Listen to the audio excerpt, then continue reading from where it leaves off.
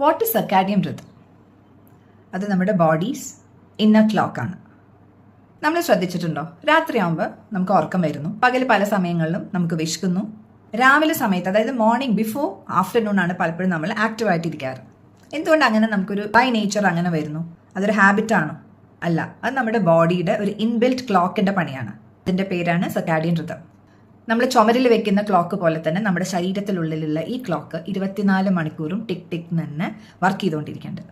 അത് ഡിസ്റ്റർബ്ഡ് ആയാൽ നമ്മുടെ ഹെൽത്തും ഡിസ്റ്റർബ്ഡ് ആവും. ഈ സർക്കാഡിയൻ റിതം എന്ന് പറയുന്നത് നമ്മുടെ ബോഡിയുടെ ഡെയിലി റുട്ടീൻ സിസ്റ്റമാണ്. അത് നമ്മളെ എല്ലാ രീതിയിലും കൺട്രോൾ ചെയ്യണം. Sleep, when to sleep, when to wake up, എപ്പോൾ നമുക്ക് വിശക്കണം, എപ്പോൾ ഭക്ഷണം കഴിക്കണം, എപ്പോൾ ഹോർമോൺസിനെ റിലീസ് ചെയ്യണം, ഷുഗറും ഫാറ്റും കൊളസ്ട്രോളും എങ്ങനെ മാനേജ് ചെയ്യണം, ഡൈജഷൻ എങ്ങനെ വർക്ക് ചെയ്യണം, ഇതൊന്നും കൂടാണ്ട് എങ്ങനെ നമ്മൾ ചിന്തിക്കണം, എന്തായിരിക്കണം നമ്മുടെ മൂഡ്, ഇതെല്ലാം തീരുമാനിക്കുന്ന ഈ ഒരു ക്ലോക്കാണ്.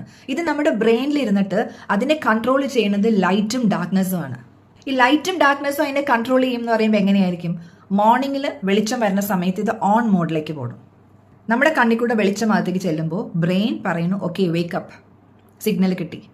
കോർട്ടിസോൾ അതായത് എനർജി തരുന്ന ഹോർമോൺ പതുക്കെ ഇൻക്രീസ് ചെയ്യണം. രാവിലെ ബോഡി ടെമ്പറേച്ചർ ഒക്കെ കുറച്ച് റൈസ് ചെയ്തു, ബ്രെയിൻ നല്ല ഷാർപ്പായി, ഡൈജസ്റ്റീവ് സിസ്റ്റം ആക്റ്റീവായി തുടങ്ങി.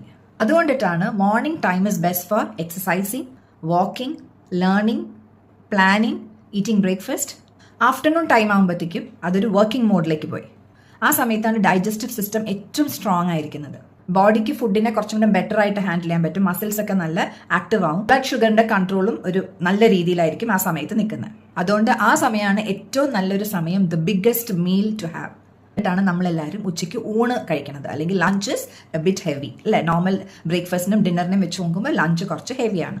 ഇനി ഈവനിങ് ആകുമ്പോഴത്തേക്കോ ഈ സൂര്യൻ ഉദിച്ച് അസ്തമിക്കുന്ന സമയത്ത് ഉണ്ടാവുന്ന പോലെ തന്നെ സൂര്യൻ ഉദിച്ചു വരുമ്പോൾ ഉണ്ടാവുന്ന ചൂട് അസ്തമിക്കുന്ന സമയത്ത് കുറഞ്ഞു വരുന്ന പോലെ നമ്മുടെ ശരീരത്തിലും മാറ്റങ്ങൾ വന്നുകൊണ്ടിരിക്കുക.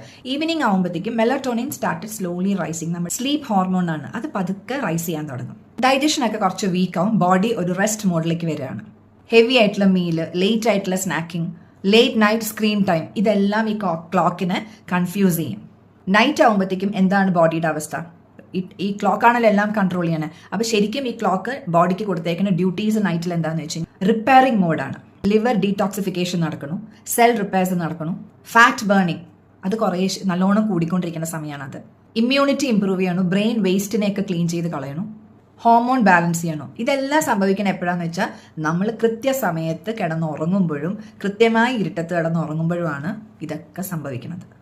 ഇതൊക്കെ ഡിസ്റ്റർബ് ആവണം എന്തുകൊണ്ടിട്ടാണ്? Stay tuned for more videos on circadian rhythm.